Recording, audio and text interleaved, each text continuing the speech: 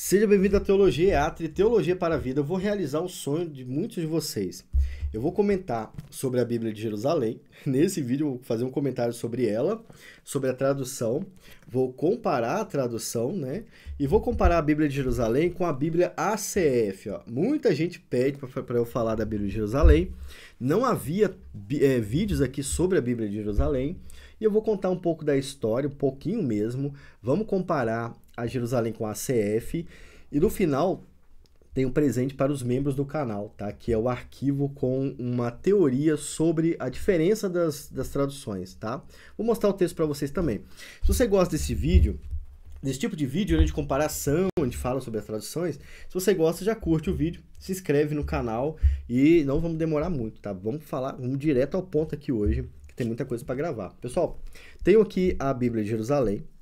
E vendo o vídeo do Vitor Fontana, eu lembrei que eu tenho que gravar sobre ela, né? E esse é o dia de gravar sobre a Bíblia de Jerusalém. E o Vitor Fontana falou uma coisa que eu fui pesquisar e percebi que é real e que é muito interessante. Acontece que a Bíblia de Jerusalém, ela saiu oficialmente em francês, tá?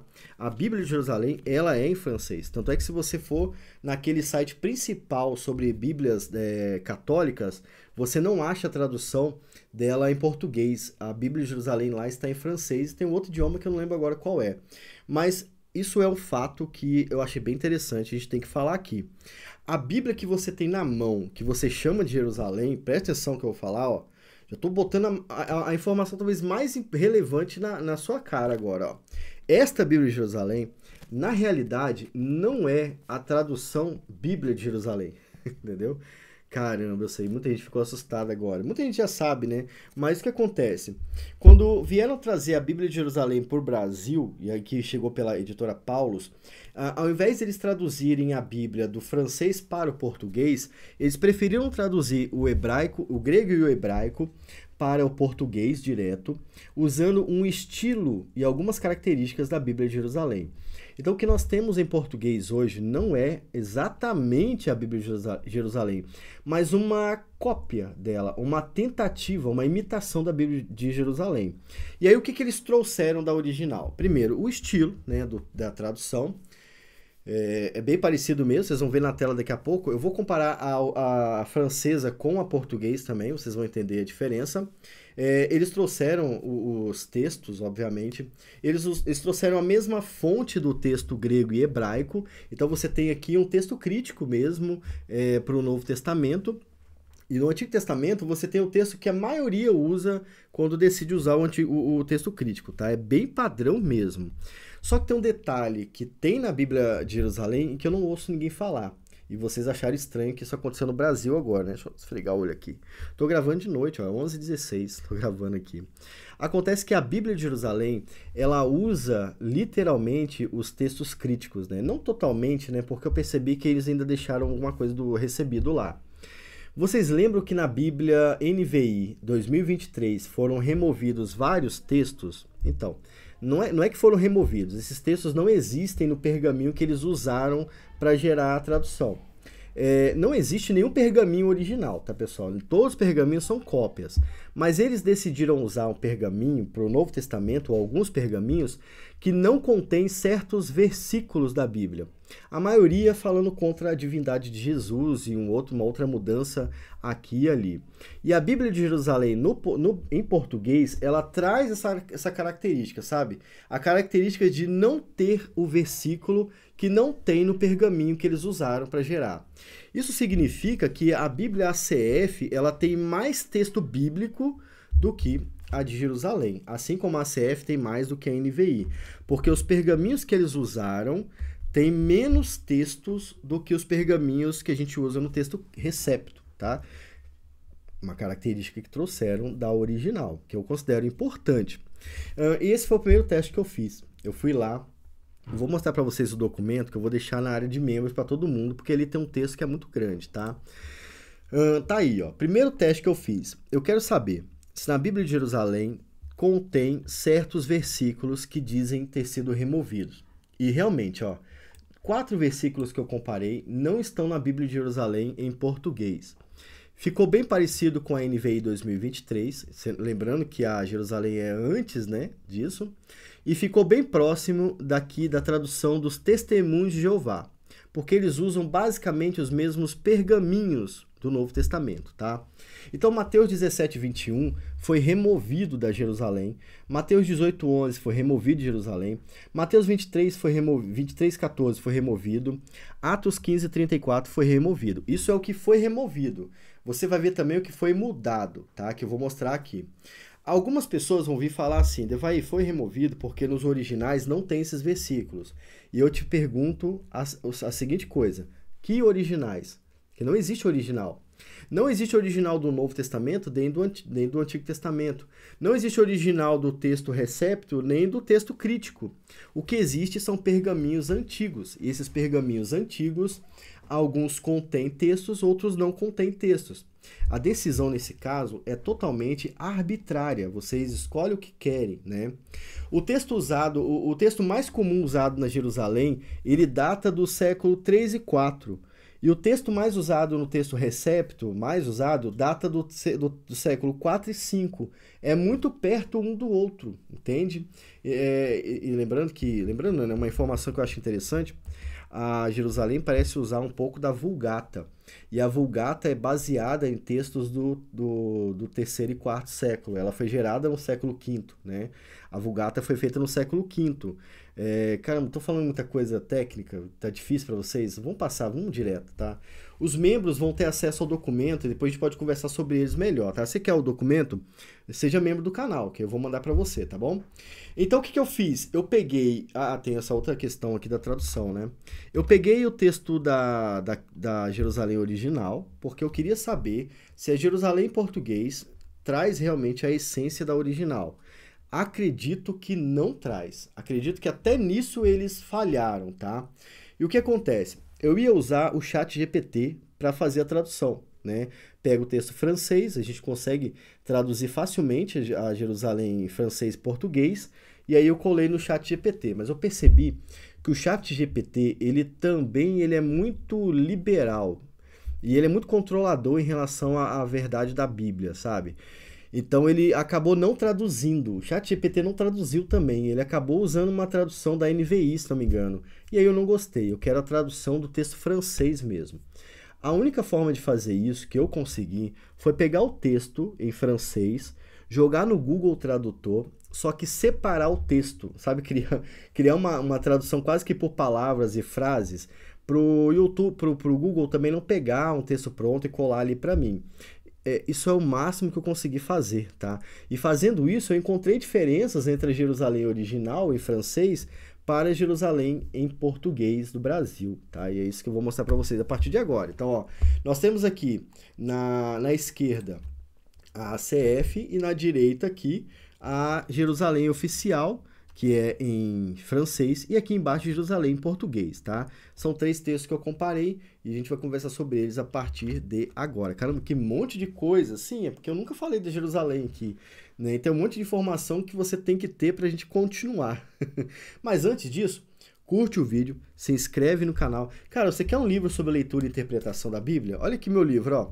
Texto e contexto, leitura e interpretação da Bíblia, ó. Você vai ler sua Bíblia em casa, qualquer tradução, traduzir facilmente, tá? Tá incluindo aqui os estudos leitura imersiva, tá?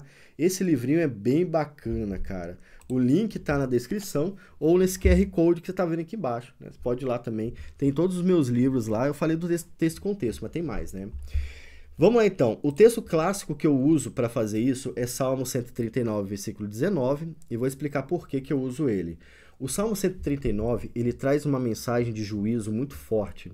Geralmente, as traduções modernas, elas reduzem a justiça de Deus para a tradução atender a um mundo mais liberal. Isso é comum nas traduções modernas, tá? É comum na NVI, é comum na ARA, é comum na NA, NVT e assim vai, né? A NVT, às vezes, até acerta bastante, mas não é o padrão deles, né? Então, eu sempre trago Salmo 139, 19, porque ele fala o seguinte, ó. Ó Deus, na ACF, tu matarás de certo o ímpio, apartai-vos, portanto, de mim, homens de sangue. Você vê que o texto ele é impositivo, Deus, tu matarás de certo o ímpio, né? Já na tradução do francês para o português, que ficou bem legal, mas ainda ficou diferente, né? Ela traz o seguinte texto: ó Deus, que você mate os ímpios. Então veja que é um pensamento de Davi em positivo, ó Deus, que você mate os ímpios.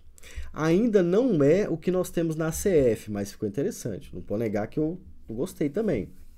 Aí ele vai seguir: homem de sangue, afaste-se de mim.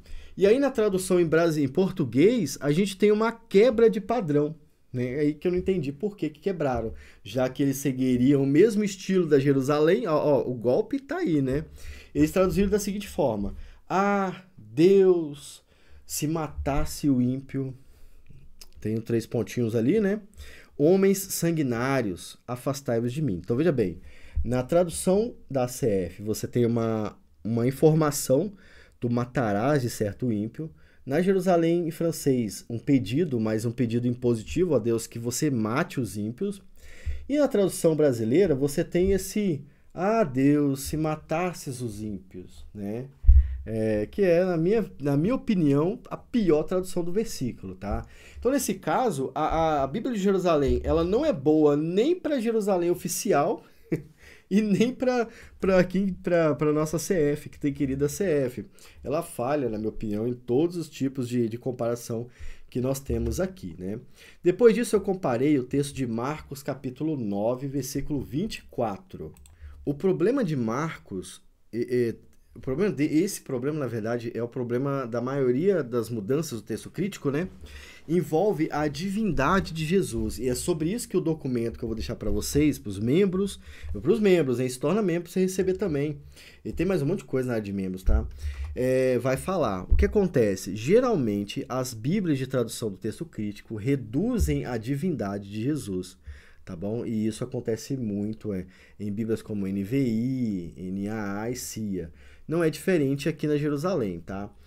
Na Bíblia ACF, na tradução ACF, nós temos lá: e logo o pai do menino, clamando com lágrimas, disse: eu creio, Senhor, ajuda a minha incredulidade. Esse é o texto clássico, é o texto padrão, é o texto da reforma, digamos assim, né? É o texto que Lutero traduziu e que Almeida traduziu e tudo mais. E aí na Bíblia original, na Jerusalém original, nós temos a seguinte tradução: imediatamente o pai gritou: eu acredito. Venha em auxílio da minha incredulidade. Eles riscam a divindade de Jesus ali, tá? Então, nesse caso, o Jesus que é o Senhor foi ocultado aqui, sabe? Eles tiraram o Senhor lá no pergaminho que eles usaram, tá bom? E na Jerusalém brasileira, a mesma coisa, tá? Eles removeram a divindade de Jesus aqui também. Então, nesse aspecto, eles escolheram um pergaminho que acaba... eu vou usar um termo que muita gente vai discordar, mas fere a soberania de Jesus, sabe? É importante que Jesus seja visto como Senhor. Jesus está assentado ao lado direito do Pai, ele é o Rei dos Reis, toda autoridade foi dada a ele. Então é importante que o pergaminho mantenha essa informação, que é uma informação verídica, né? Os apóstolos ensinavam isso. O credo dos apóstolos está aí para provar, né? Então, nesse caso, a Jerusalém, ela acaba usando o mesmo texto de um texto crítico. E isso iguala ela a todas as bíblias de texto crítico. Não tem muita diferença mais não, tá? Aliás, na minha opinião, a Jerusalém que eu traduzi aqui do francês até ficou melhor do que a brasileira, tá? Não sei se vocês vão concordar comigo. Eu acho, na minha opinião, que ficou. E o último texto que eu traduzi tá assim, ó. 1 Timóteo 3,16, também vai tratar da divindade de Jesus, né? O texto de Paulo fala o seguinte, ao final do último versículo: e sem dúvida alguma, grande é o mistério da piedade. Ele vai falar sobre esse mistério, né? Deus se manifestou em carne, foi justificado no Espírito, visto pelos anjos, pregado aos gentios, crido no mundo e recebido na glória. Na tradução do texto crítico, e geralmente na maioria das traduções do texto crítico, você pode comparar aí com a NVI, com a ARA, com a NAA, compara e bota nos comentários. Eles riscam a divindade de Jesus, tá? E eles traduzem da seguinte forma: e sem dúvida, é grande o mistério da piedade. Aquele que se manifestou na carne, justificado pelo Espírito, visto dos anjos, pregado aos gentios, crido no mundo e recebido na glória. As duas traduções riscam a divindade de Jesus. Agora, por que é que eu considero o texto da ACF mais correto nesse aspecto?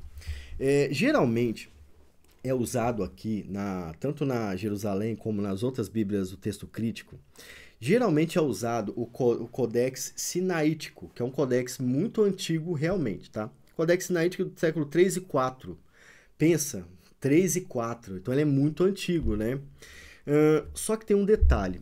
Esse codex que risca a divindade de Jesus, ele surge posterior à briga entre os gnósticos, que tinham o mesmo interesse de riscar a divindade de Jesus. Nós não temos os pergaminhos oficiais para a gente saber. E esse pergaminho sinaítico, esses codex sinaíticos, eles estão envolvidos com um cara chamado Constantino, que era ariano. E o arianismo, que é o unicismo, tá, pessoal? Arianismo é o unicismo. O arianismo surge um século antes desse pergaminho ficar pronto. O arianismo surge com uma pessoa chamada Ário, de Alexandria, que começou a pregar que Jesus não era Deus, coisíssima nenhuma. Então veja bem, nós temos um pergaminho que segue o padrão do arianismo, riscando Jesus de tudo quanto é lado, porém nós temos mais ou menos 100 anos depois um pergaminho, um codex chamado Codex Alexandrino, que corrige esse problema. A gente está falando agora do final do século IV até o século V, é onde surge o pergaminho de Alexandria, vamos dizer assim, né? E qual é a minha ideia, né? Por que eu desconfio que o texto recepto, nesse caso, esteja mais certo? Vamos supor que já existisse, já existia, né? Supomos que exista o pergaminho com a divindade de Cristo antes dos sinaíticos. Os sinaíticos, ele é criado, você pode pesquisar, ele está envolvido com Constantino, tá bom? E Constantino era ariano. Provavelmente esse pergaminho foi criado para atender essa religiosidade do Constantino, que eu sempre esqueço o nome dele, né? E 100 anos depois foram feitos outros pergaminhos para corrigir esse problema. Daí surge o texto de Alexandrina. Então, se você analisar os dois pergaminhos, um acaba colaborando mais com a teologia dos apóstolos do que o outro. Então, mesmo que ele tenha sido acrescentado aos pergaminhos que haviam naquela época, ele fala mais sobre o que os apóstolos ensinavam. Talvez não seja um acréscimo, talvez seja uma restauração, porque agora nós só temos os pergaminhos que falam contra Jesus. Nós vamos reescrevê-los, incluindo novamente a divindade de Jesus. E aí nós temos o Codex Alexandrino, entendeu? Então é provável que esse acréscimo que as pessoas falam, né, e eles excluem por causa desse acréscimo, é provável que esse acréscimo tenha entrado para corrigir o erro do arianismo, porque há muitos ataques à divindade de Jesus nos textos críticos, tá? E o povo da crítica textual parece que não está preocupado com isso, mas a gente está. E você já reparou que geralmente você já reparou que as sociedades bíblicas que traduzem o texto recebido, ela se chama Sociedade Bíblica Trinitariana? Justamente o texto que fala sobre Jesus como parte da Trindade recebe o nome de Sociedade Bíblica Trinitariana do Brasil, né? A Trinitariana do Brasil, ela é uma extensão da editora da Sociedade Bíblica Trinitariana. Então, olha só, são muitas coincidências que me levam a crer que o texto recepto, nesse caso, ele representa melhor o ensino dos apóstolos. Aí algumas pessoas vão falar, não, mas esse texto não é original. Não existe texto original, meu amigo. Não existe, todos são cópias da cópia. Então, já que não existe texto original, qual texto reflete melhor o ensino dos apóstolos? Esse é o texto que eu quero, entendeu? E é por isso que eu fico com ele. Tudo isso está no documento aqui, ó. Vou deixar para vocês que são membros aqui do canal, tá? Vocês vão poder baixar, vou botar lá no grupo, tá bom? E aí fica aí as informações a respeito da Bíblia de Jerusalém. Qual a minha conclusão? Continuo sem indicá-la. Para mim não tem motivo nenhum para você ter uma Jerusalém. não importa se você é católico ou protestante, ela não traz nenhuma vantagem. A vantagem que me chamou a atenção na época é que ela trazia os nomes, né, mais literais. Então você tem aqui Yahvé, você tem Raab, por exemplo, né? Tá assim, tá parecendo bem literal, mas isso não muda em nada na hora da tradução. Sabe, colocar o nome original, o nome, a transliteração direta, não altera a teologia do texto. Então, não faz sentido, na minha opinião. A Bíblia de Jerusalém foi um golpe de marketing e talvez um golpe também unicista contra a fé, assim como todas essas traduções parecem ser, tá? Fica aí a minha opinião, espero que você tenha gostado. Eu sei que eu despertei a raiva de algumas pessoas, tenho paciência, essa é a minha opinião, tá? Vou ficando por aqui, fique com Deus e tchau!